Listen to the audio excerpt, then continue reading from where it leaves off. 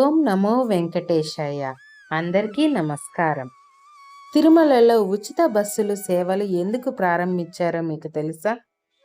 భక్తుల రాకపోకలు సౌకర్యంగా ఉండాలని ప్రైవేట్ వాహనాలు అధిక ధరలు వసూలు చేస్తున్నాయని భక్తుల నుండి పెద్ద ఎత్తున ఫిర్యాదులు వచ్చాయి.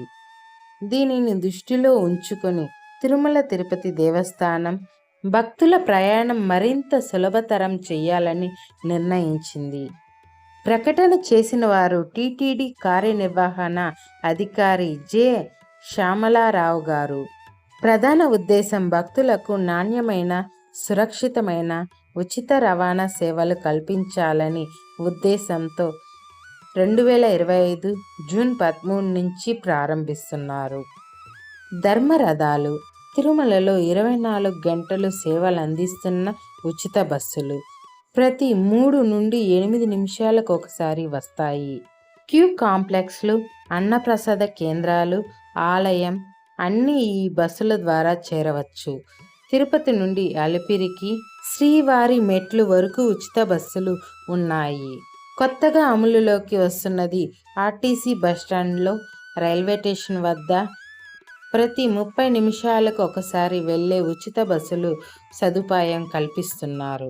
నడక మార్గాన్ని ఎంచుకునే భక్తులకి ఇది గొప్ప సహాయం. ఇప్పుడు కొత్తగా ఏ సౌకర్యాలు అమలు చేస్తున్నారో తిరుమలలో తెలుసుకోబోతున్నాం.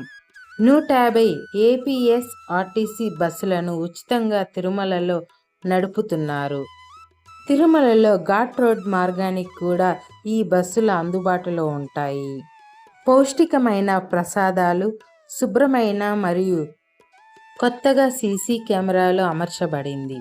వీటన్నిటిపై కూడా శ్యామలారావు గారు ప్రత్యేకంగా శ్రద్ధ చూపారు. ఇలాంటి సేవలు భక్తుల కోసం ఉచితంగా అందుబాటులో ఉండటం చాలా శుభ పరిణామం.